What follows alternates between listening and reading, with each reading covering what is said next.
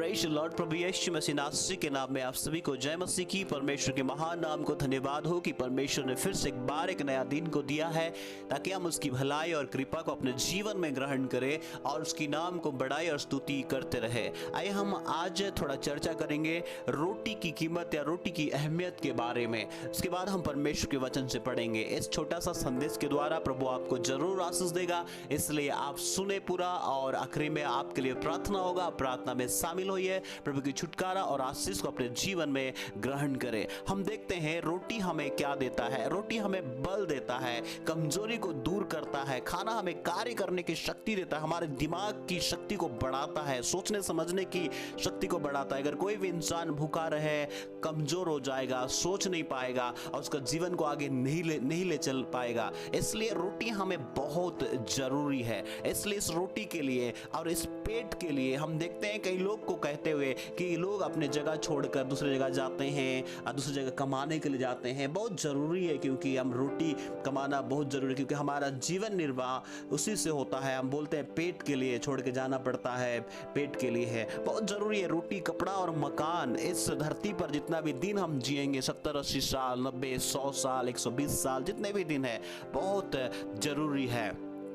लेकिन क्या आपने सोचा इसके बाद क्या होगा? इसके बाद भी एक जीवन है, वो जीवन जिसमें जो अनंत जीवन के लिए जाता है या तो फिर अनंत मृत्यु के लिए जाता है। इसके बाद भी एक जीवन है, उसे भी रोटी की आवश्यकता पड़ती है, उसे भी पानी की आवश्यकता पड़ती है। लेकिन वो रोटी और वो पानी जो हम शारीरिक रूप से लेते हैं उससे कहीं अलग है, और उस मृत्यु और उस दंड या उस जीवन बहुत अलग है। और जो उस रोटी को जो एक बार पा लेते हैं, दोबारा उनको भूख नहीं लगता है। उस पानी को जो एक बार पा लेते हैं, उनको दोबारा प्यास नहीं लगता है। जब एक बार वो खा लेते हैं, ग्रहण कर लेते हैं, उनको दोबारा प्यास और भूखा नहीं लगता। लेकिन इस धरती पर जितने बार भी हम रोटी खाएं, जितने बार भी पानी पिए, हमें भूख लगते रहता है, क्योंकि हम शरीर में रहते हैं और शरीर में रहने के कारण से हमें रोटी और पानी की आवश्यकताएं पड़ते रहती है। लेकिन इस शरीर को जब हम छोड़ के जाते हैं तो उसके बाद भी एक जीवन है, और उस जीवन को रोटी की आवश्यकता पड़ती है। और वो रोटी जो है हमारा जीवन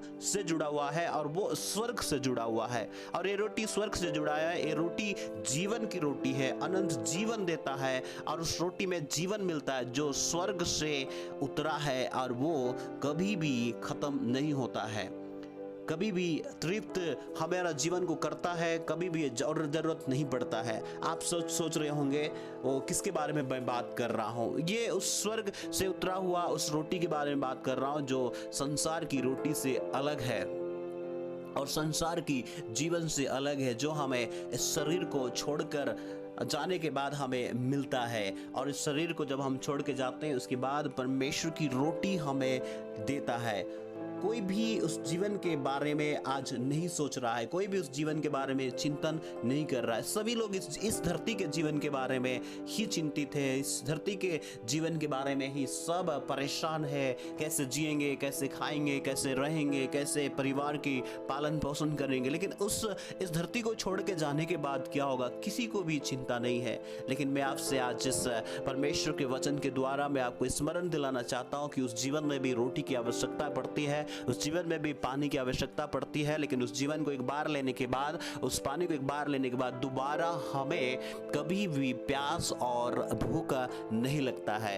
परमेश्वर का वचन में हम देखते हैं कि यूहन्ना उसका 6 अध्याय उसका 35वां वचन में इस प्रकार से लिखा हुआ है, जो यीशु ने उनसे कहा, जीवन की रोटी मैं हूँ, जो मेरे पास आएगा वो कभी भूखा ना होगा, और जो मुझ पर विश्वास करेगा वो कभी प्यासा ना होगा। परमेश्वर का वचन में इस प्रकार से लिखा हुआ है, जो स्वर्ग से उतरा हुआ रोटी यीशु मसीह है।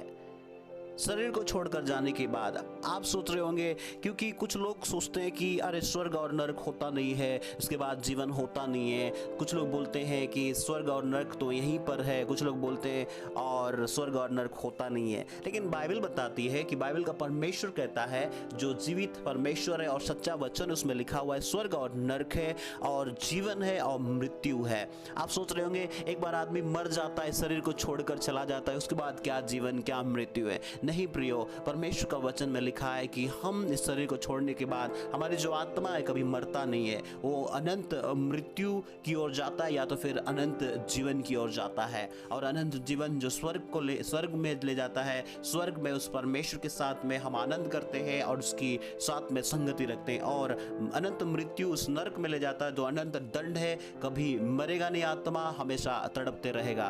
तो हमारे पास चॉइस है, हमारे पास चुनाव है कि दोनों में से हम किसको चॉइस करें, किसको चुनाव करें। स्वर्ग में जाने का एक रास्ता है, बाइबल बताती है वो स्वर्ग में जाने का रास्ता यीशु मसीह है। यीशु ने कहा मार्ग, सत्य और जीवन मैं हूँ, मेरे बगैर कोई भी पिता के पास नहीं जा सकता है। और यीशु ने कहा अनंत जीवन का रोटी वो है, अनंत जीवन का रोटी वो है। हमने अभी पढ़ा है जीवन की रोटी यीशु मसीह, हमारे शरीर की रोटी नहीं, जीवन की रोटी है। शरीर की रोटी हम जितने बार भी खाएं और हमें खाने की इच्छा करेगा, लेकिन उस रोटी को हम खाने के बाद परमेश्वर हमें अनंत जीवन देगा। यानी कि हम उसे ग्रहण करने के बाद, प्रभु करके स्वीकार करने के बाद हम उस रास्ता में पहुंच जाते हैं, स्वर्ग की ओर जाते हैं और उस अनंत मृत्यु से बच जाते हैं, अनंत दंड से बच जाते हैं।